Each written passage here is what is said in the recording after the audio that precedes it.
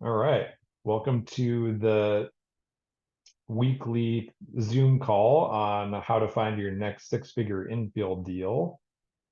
So today we're going to cover a few details of our list and a little background, and then jump into the weekly infill deal. And then we also have a couple deals on the market as well still. So the first thing, I'm just going to give some background on myself and my team. So I'm a developer and builder here in Boise. I got started back in 2013 by buying duplexes. I lived in one side and renting out the other. In 2016, I went full time into flipping, and then by 2019 and 2020, I transitioned into infill development, where I saw a lot more potential to grow my business. And then last year, we started scaling things up, adding 60 plus units to our pipeline. Then at the start of this year, we saw all the opportunities sitting on the market with one-off lot splits. And that's when we realized that we could really take our background and use not only use that to grow our company, but also to help individual investors earn returns that most people don't even know are possible. So I'm just going to jump into the details of how to be on the weekly list.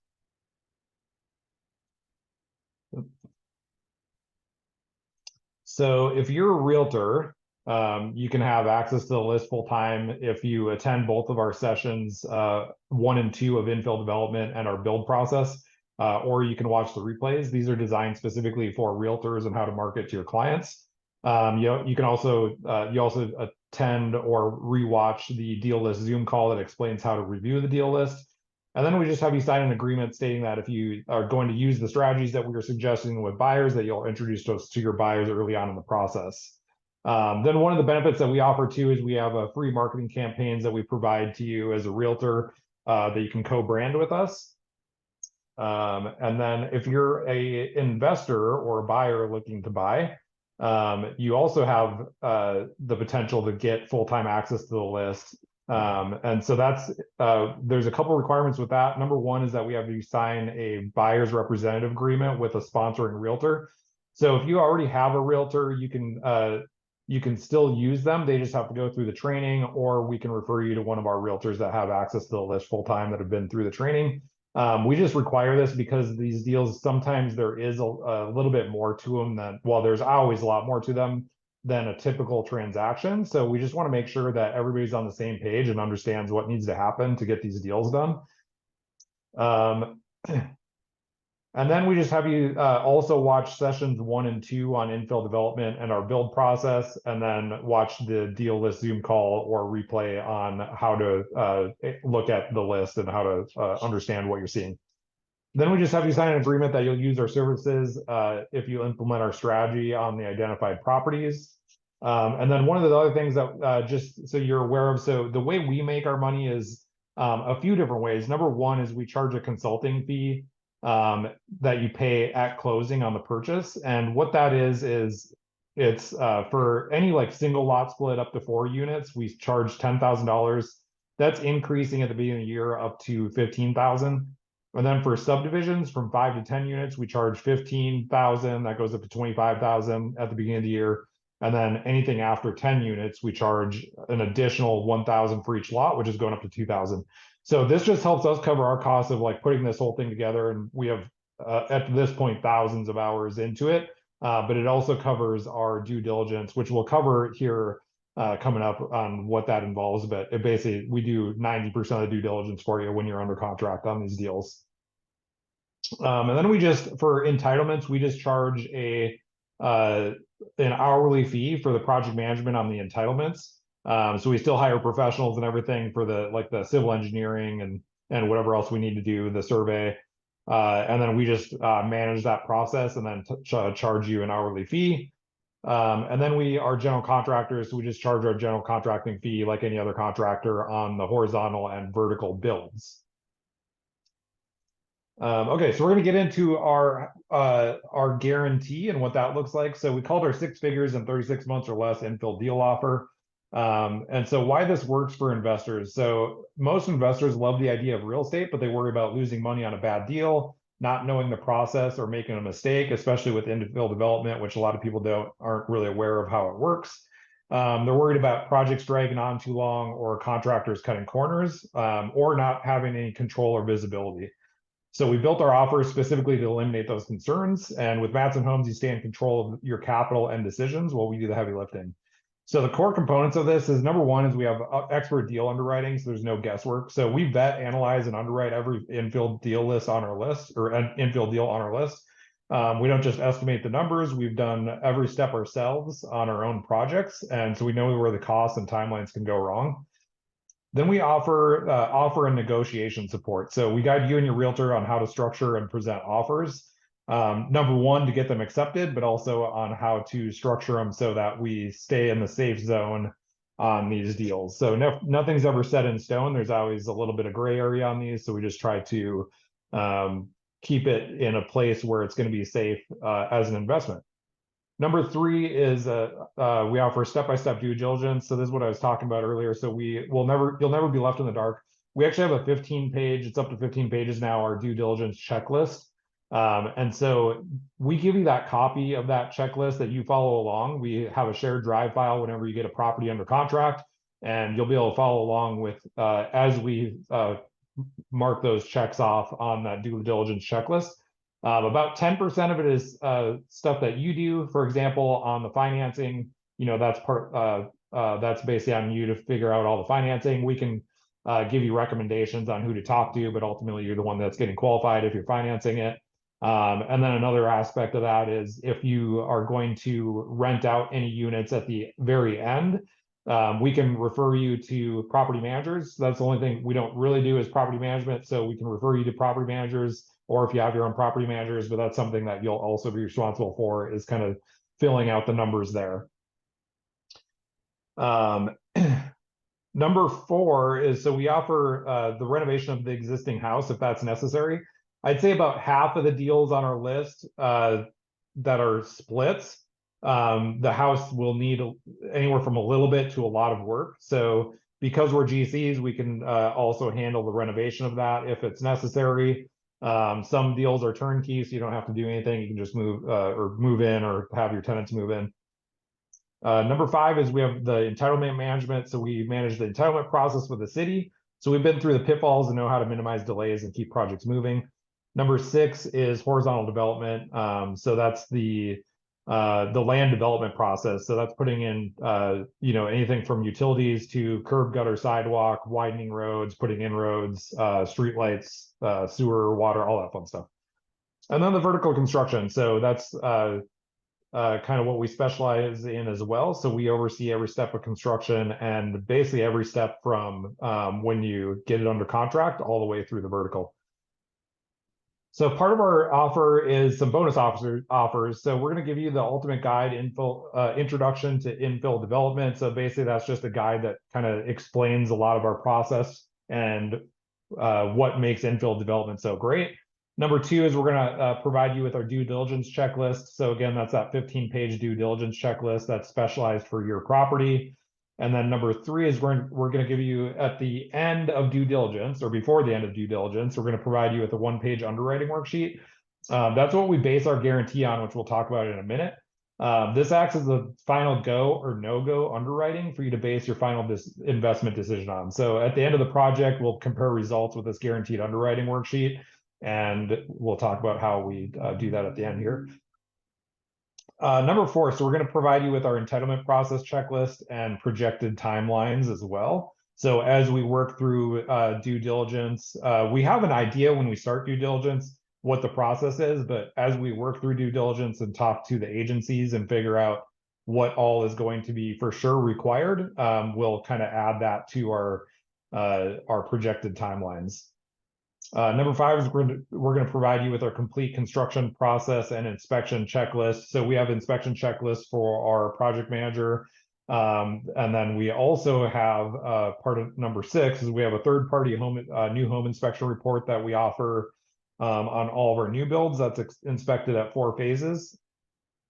So sometimes 5. So that's done at framing and rough-ins, drywall, interior and exterior finishes, and then at the final inspection. Sometimes there's another inspection after that final in case there's a few little punch list items. A lot of times comes up on new builds at the very end. So once we finalize all that, we'll have them out there and make sure we have a perfect house. Bonus number 7 is we're going to have a monthly progress call where we review all current projects for all clients, and then the progress that's being made on those, as well as any challenges that came up. So that call is we anticipate starting at the end of January, and that's going to be open to everybody. So whether you already own a project or just curious about projects, or maybe you're interested in investing in one of our projects, we'll have our own projects on there as well. So pretty much anybody can hop on those however they want to, or for whatever reason they want to.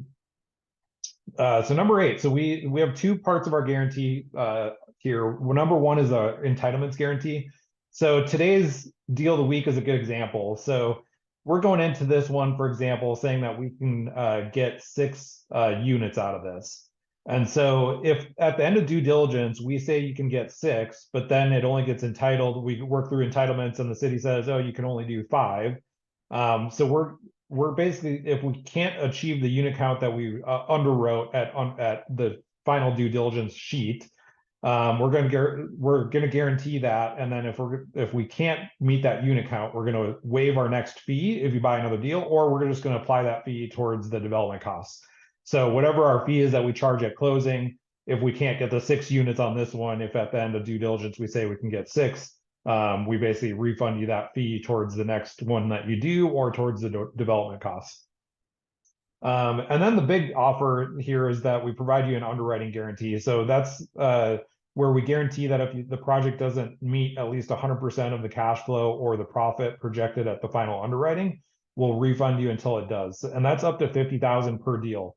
This was designed around the single lot splits. We'll probably look at this differently for like a 6 unit like this. It's not going to be 50,000 per house, but we'll do it a little bit larger than 50,000 on something that's multi-units.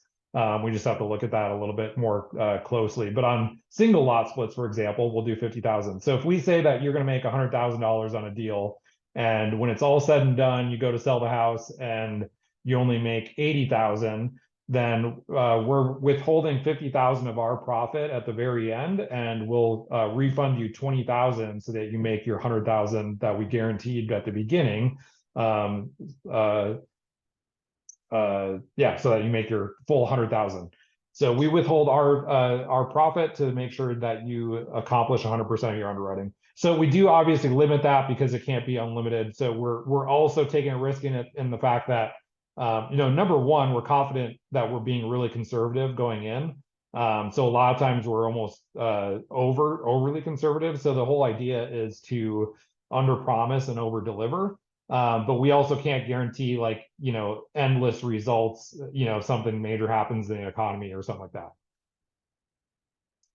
that. Okay. So your role in this is, you're making the big decisions, you're buying the property, we're doing the heavy lifting. The target timeline is 36 months or less. So some of these deals are a lot less than that. We've had deals that are as little as a year or even a little bit less than that. Those are really rare. Most deals, if we're doing any kind of entitlements plus horizontal development, it's usually 2 to 3 years. Some of these that are mid-sized developments, like this one today, it's going to be pretty expected that it's at least 36 months. It might even be up to 4 years.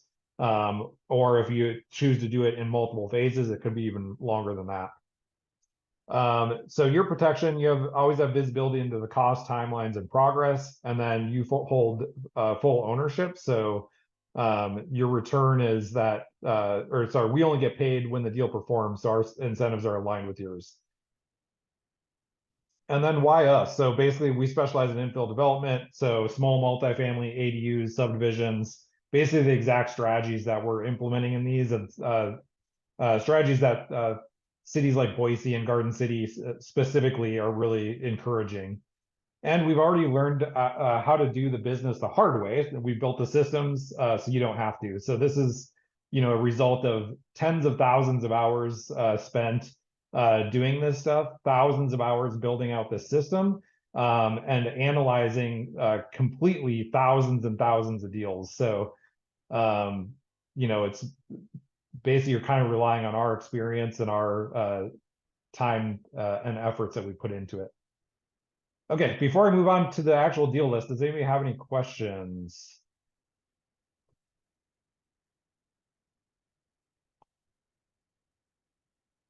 Okay. Feel free to raise your hand if anything comes up. I'm going to share my screen here in a second.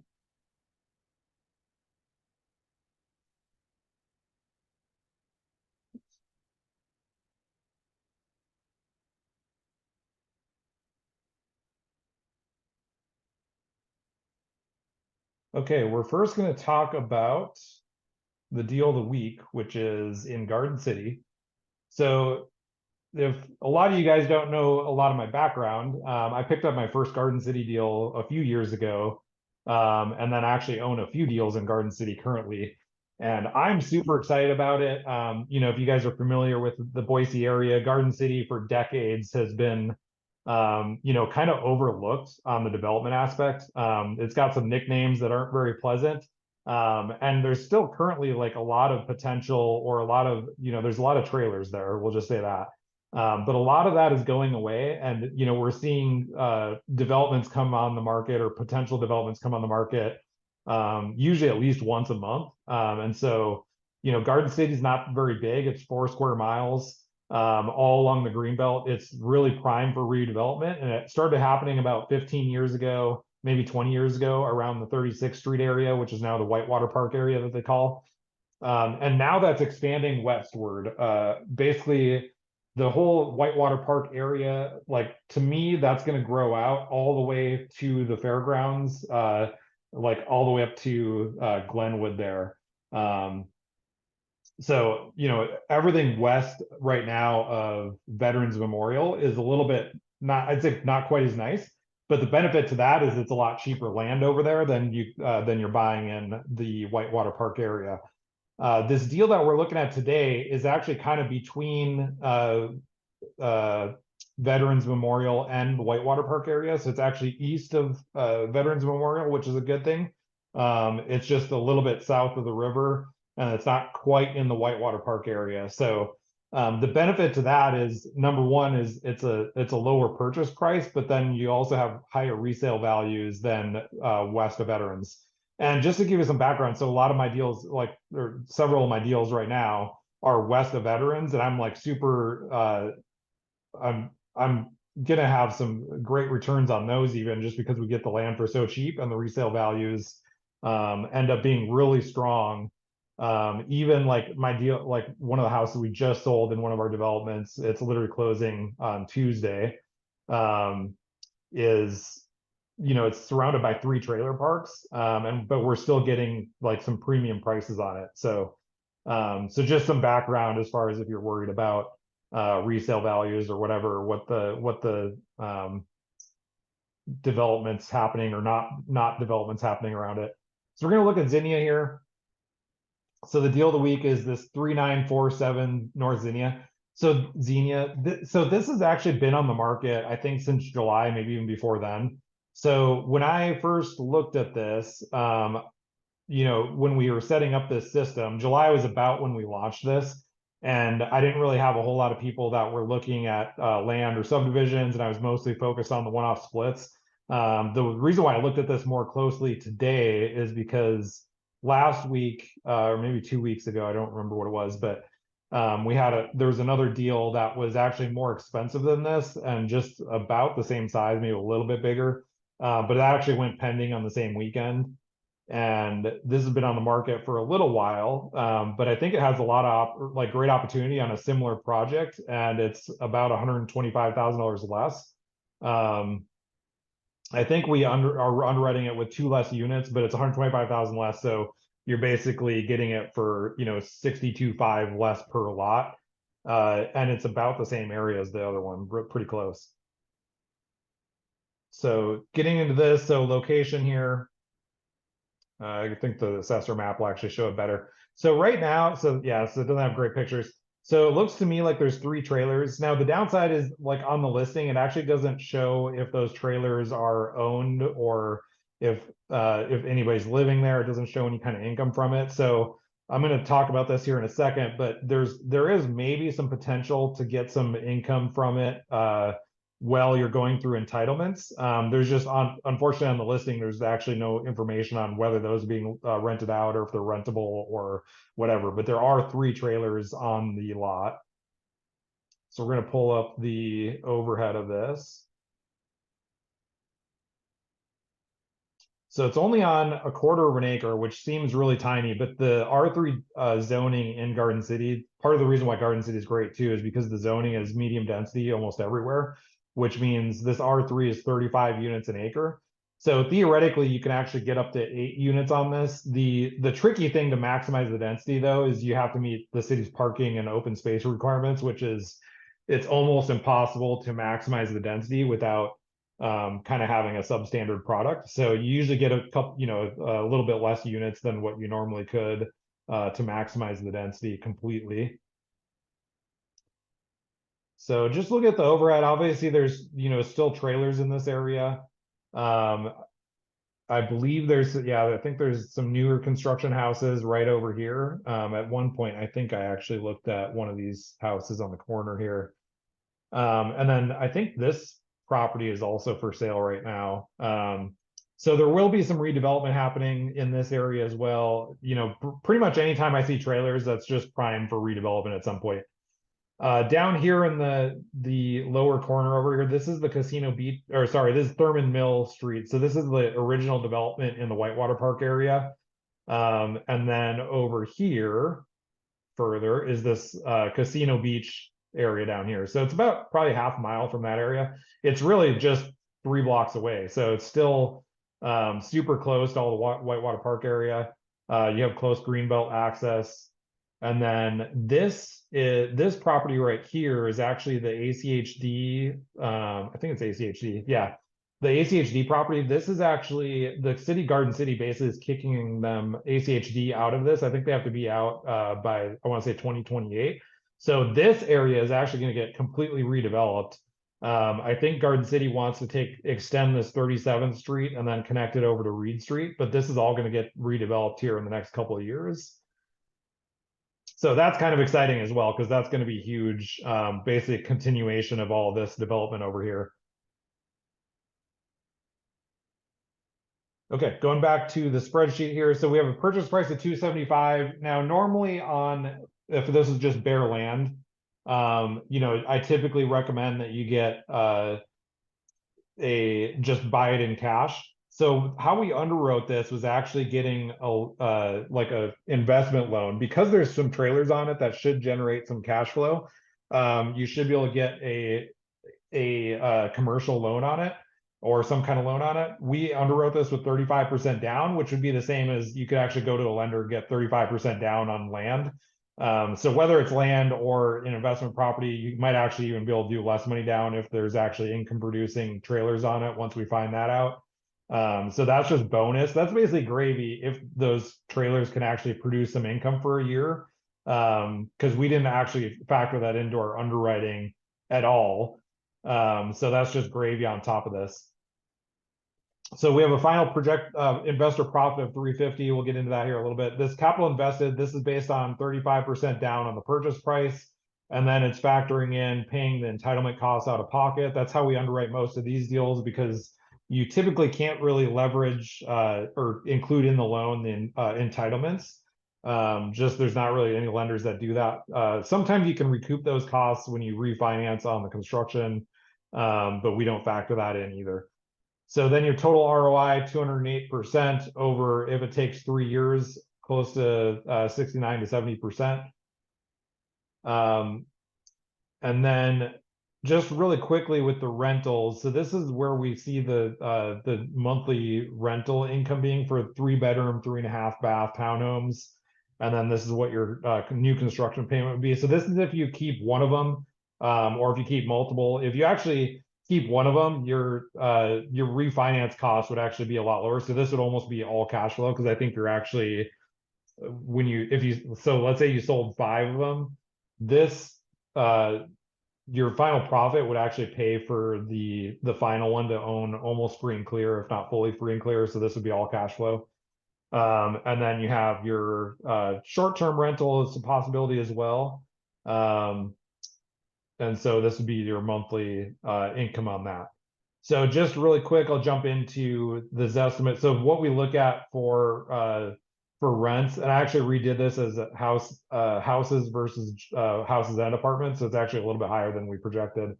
But Rent-A-Meter is a great tool to kind of just get a rough idea. Now, during due diligence, we'll dive a lot deeper and look at more specific rentals and then talk to property managers on what they think. And then this AirDNA is actually a really good tool as well. So this is, just projected revenue off of a I changed this to 3-bedroom, 3.5 bath. It obviously has a picture of a trailer there, which wouldn't be the case, but their confidence score is pretty low. But then again, we can look at this more detailed and actually look at Airbnbs in the area and what they're renting for on new units. The other thing I'll mention with this too, and we cover this in our training, but whenever you're building these things, if you're planning on keeping one or more of them, we can really tailor the build to what your goal investment strategy is. So if your goal is to rent them as long-term rentals, we can lower the cost of the build and make it basically more efficient as a long-term rental. If you're wanting to rent it as a midterm or short-term rental, we have strategies to design and build. Typically costs a little bit more to build because you're spending a little bit more money on design and accents. But we can basically design it to be more, little bit higher durability and higher end finishes to kind of hit that higher end market on the short-term rentals. Okay, so 6 townhomes or cottages. So according to the density, you can do up to 8. When we kind of did the math on it and started doing layouts, really 6 would be the ideal layout. We might be able to squeeze in a 7th, but that gets you your open space requirements and more than enough parking. We actually have on each one of these, you'd have a 2-car tandem garage plus an extra space in the driveway. So you'd have 3 parking spaces on each unit. And then that actually more than meets the city's requirements. Okay, so we have this as, we think the land value as is. I put 250,000, but probably is pretty much right at 275 is where the value is. But it has been on the market for a little while, so you might be able to come in with an offer at 250 and get it accepted because it has been on the market for a while. So this is the entitlement cost per lot. So this is factoring in our fees. It covers all the civil engineering, the surveys. There's a lot of different things that we have to get during entitlements. A lot of it is engineering and surveys and studies. And then we have the development cost. So we just estimated this at a cost per square foot. This I think will actually come in lower than this most likely, but we did a cost per square foot. We also factored in doing a construction loan on this. So basically paying 2 years on a construction loan, which covers a year of the horizontal, the first time. So putting in the infrastructure, getting the plat signed, and then refinancing that into the vertical for another year. So that is factored in already as well. And then we have a new lot value. I think this is probably closer to 125 or even 150, but we try to be conservative on this. So you can still, like, if you just get it entitled and sell it, looks like it'd still be plenty profitable. Worst case scenario. Now, we prefer to work with people that their intention is to go through all the way to the end. But the nice thing with this is, there's multiple exit strategies. So if something happens in your personal life, something happens in the market, you have multiple points where you can exit the deal. Partly why I love development so much is that, especially buying it unentitled, is because there's so much value there and you're adding so much value along the way. And then you have multiple exit points, so you can get out of the deal if you need to at any point. We analyzed this with a 3-bedroom, 3.5 bathroom units. at about 1,600 square foot each. So what that would look like is, ground floor would be the garage, and then you'd go upstairs to a second and third floor, which would be second floor. Typically, you'd have your kitchen and living room. Sometimes maybe you put a office or a third bedroom there if it's a middle unit. And then on the third floor, we have either 2 or 3 bedrooms. And then we can make each of those typically with their own ensuite. I've already designed floor plans that are basically this layout, so I can show you those as well if anybody's interested in these deals. I should have pulled those up before I got in this call. It'll take me a minute to find them, but I can show them to you if you're interested. So then we have the total construction or total square foot of the new builds. That's including the garage, and then this is the build costs based on the square footage, including our fees. So then you're in the whole deal. This is the land purchase, entitlements, horizontal development, and vertical, all in for under 400,000 on each unit. And then your construction, your carry and loan costs for this is each unit again. So basically you're in it when it's all said and done for looks like about $430-ish thousand on a product that we think is worth at least 535. I think this is actually probably, again, pretty conservative. On the other side of veterans, we've actually comp these out pretty well, just below 500,000, because it is not as quite as a desirable area. We have comparables that are actually selling for over 600 on just on the other side of Adams, closer to the river. I think they're actually selling in the 700s right now. So this is still, we reduced the price from those Adam, like the other closer to the river properties, but a little bit higher than these that are west of veterans.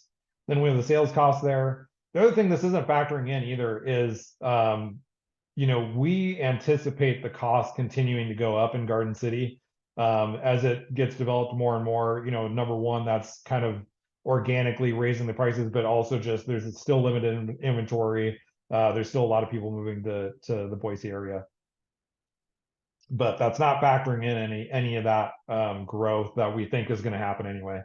So then your new construction per house profit is right at about 64,250, 275.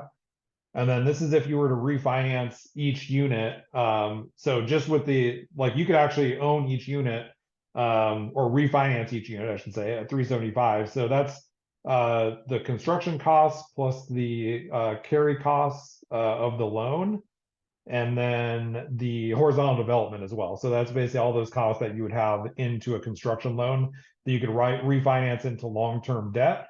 And that's where we get into these new construction most likely payments. That's including taxes and insurance. The only thing these cash flow numbers don't factor in is like vacancy, management costs, that kind of thing. So that's another thing that we go through during due diligence, however you're going to manage those, if you're going to self-manage them or pay somebody. This is where we get into at the very end here, the existing house holding costs. So this is just the house payment or the mortgage payment if you buy this property, and we actually factor this at buying it with an 8% loan, which is pretty high. But it's probably about right for a land loan or commercial property loan for something with trailers on it. So that's for 2 years while you go through the entitlements, and then also for the horizontal infrastructure, because I think you can and again, this will cover mostly in due diligence as well, but I think we'll be able to get the horizontal infrastructure without disturbing the trailers in place. So you can actually rent them out if they are rentable. You can rent those out while we do all the horizontal infrastructure even, and then basically remove them once that's all done and we're ready to go vertical. So the one thing I didn't include is rental income, because we don't know if they are rentable at all.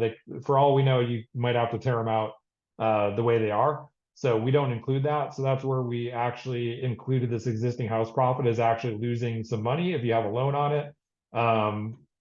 It's not really losing money. It's just you're reducing that from the overall profit, because that's factoring in your payment on a loan. So basically it takes less capital, but you're spreading that out over more time. Okay, that was kind of a mouthful. Any questions on any of that from anybody?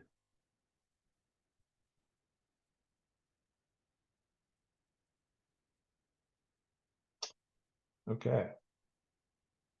Again, feel free to raise your hand or take yourself off mute if you need to jump in, chime in on anything.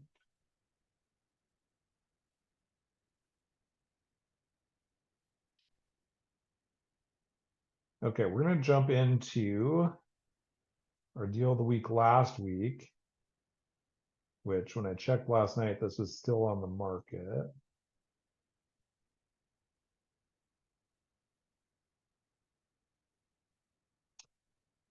This might be, I think this is probably going to sit on the market for a little while because I think at this price point, people are wanting a more finished product, even though I'd say it's, the lot is great, the location is great. It's just, if you look at the pictures, it's really dated. So I think this was built in the 70s. It doesn't look like it's been remodeled since it was built.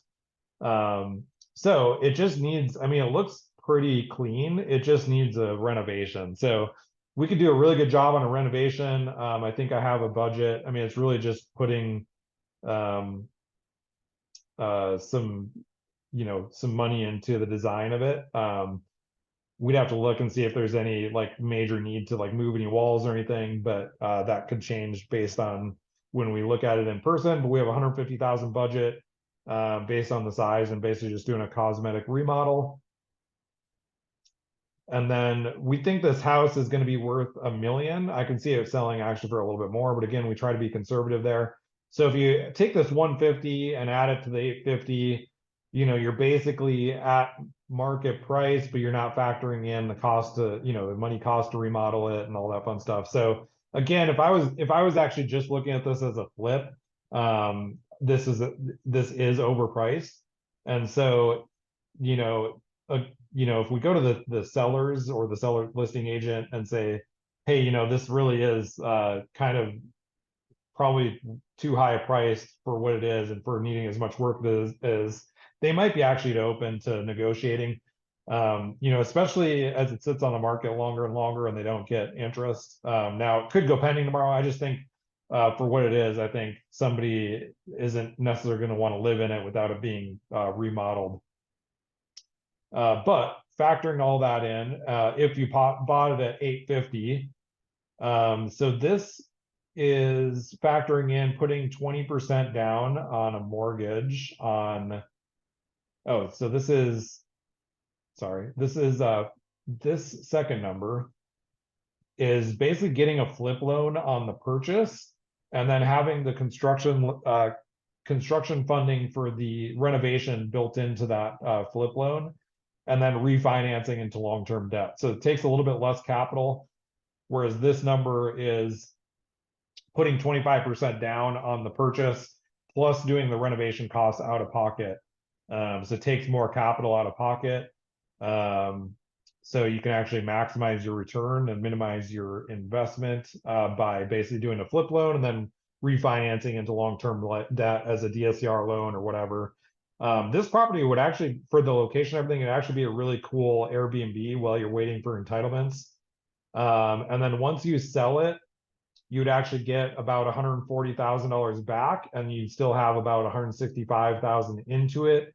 But then you're creating all this equity, so you don't realize when you go to sell the new house. If you sell the new house, you don't realize all this equity because you lose some of it when you go sell because you have usually about 7% in sales costs that covers your closing costs, sometimes concessions, and then your realtor fees, that kind of thing. So you don't realize all this equity, but basically you have a ton of equity, and that's where this profit projection comes in, is after the sale costs is what this is. But it looks like it could, a new house could profit on the on an Airbnb setup, even though you're in refinancing for a little bit higher price. So really not bad though. Under 600,000 is what your refinance cost would be. So we have this projected as about a 2,650 square foot house, 4 bedroom, 3.5 bath. There are actually some really good comps in the neighborhood. that are selling for 1.2 million. They're actually, so this one's about mid-hill. Some of these comps are selling lower down in the hill. And then there's other comps in the neighborhood that are selling up at the top. I don't know if you guys are familiar with the neighborhood, but there's all those new houses at the very top that are selling for between 1.5 and 3 million. A lot of those are bigger, but it's also, you know, that's basically the new development portion of the same neighborhood. So we went on the lower end just because it is in the older portion of the neighborhood.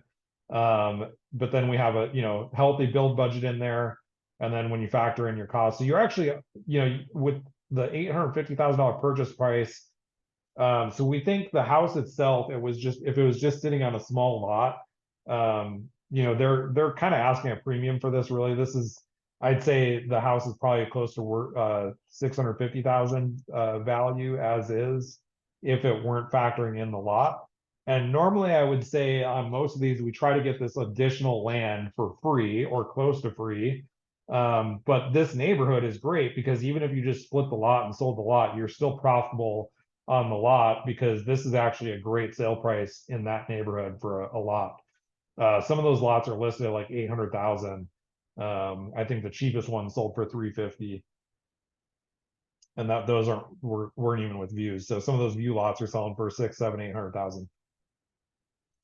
So that's your lot profit if you sell that, and then factoring in all these other numbers. So you have a profitability on the new construction house of about 250,000 when you factor in the extra cost for the land, and then your carrying costs, development, entitlements, vertical. If you sell it, or you can roll that into, I know some of you guys are looking at this, something like this potentially to just build a house that you're going to live in. So you basically walk into it with 250, actually more than 250,000. So you'd have these 884,000 also on top of that you wouldn't be, so you'd have basically 250 plus 80,000 in equity on the new construction. And then so what we factor into this profitability as this is basically taking that 200,000 that we think the house is overpriced at, because we're attributing that to the land. And so this is profitable because of that, but technically, if you contribute that 200,000 to this house, you're actually losing 125,000 on this house, but then gaining it back over here. So that's ultimately where that profit comes back into over here. So no matter how you do the numbers, this is what the profitability looks like right here. Any questions with that?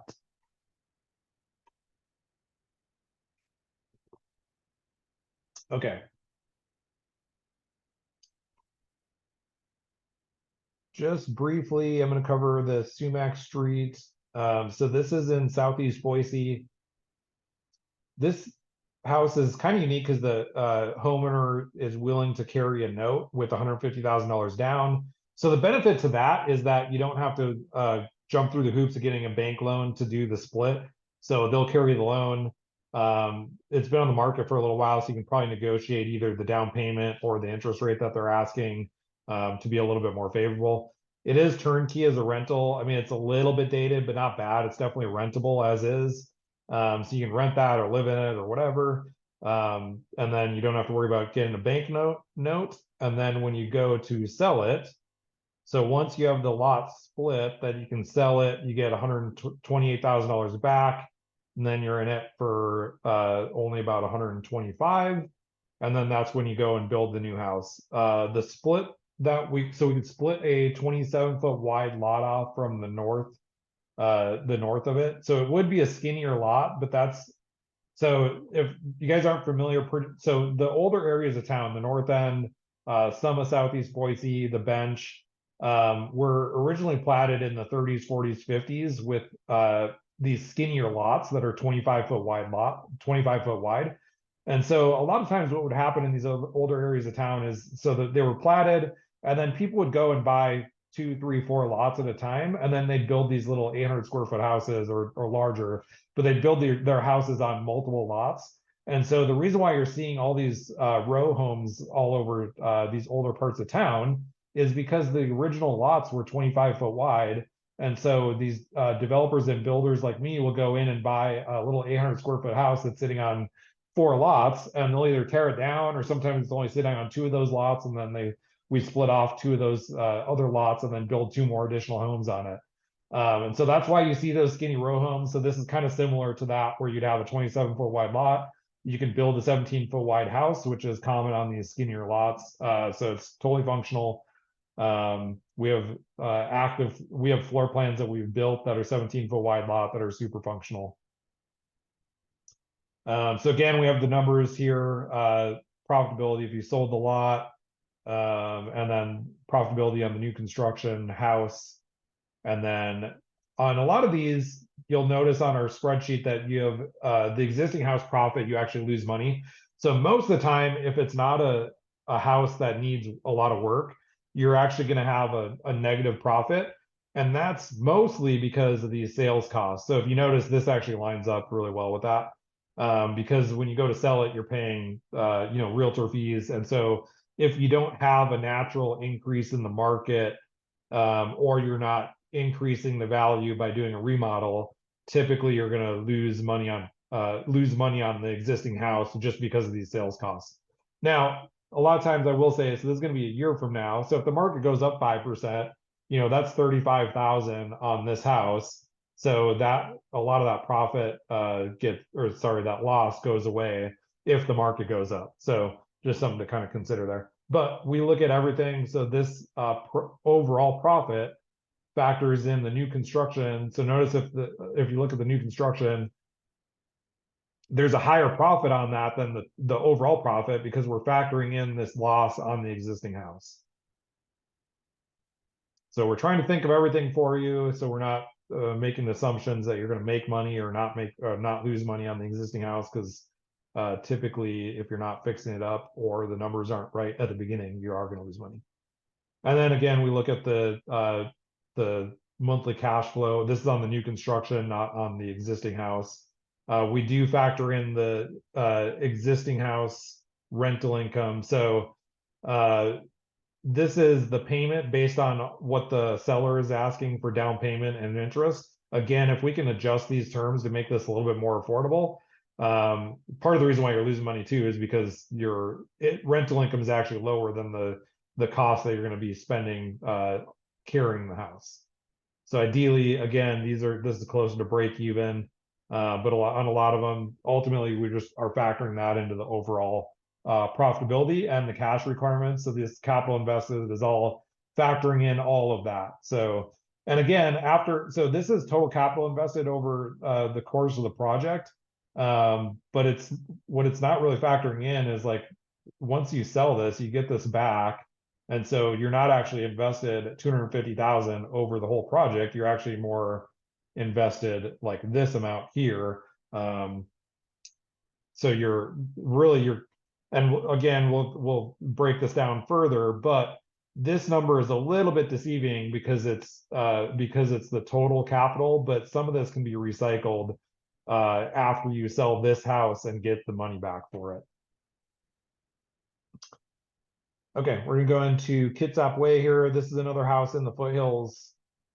This is kind of unique. It's on 2.5 acres, but the majority of that is actually on the foothills, like it's on a slope. So behind here is the foothills. The reason why I would bring this up is that this is R1B also, so the lots have to be larger. But I was randomly actually down this road. I didn't even know this. It was actually before this was for sale, but I was looking at another parcel that we have somebody else that was trying to buy another parcel near here. So I was randomly down this road checking out before I even knew this was on the market, or before this is on the market.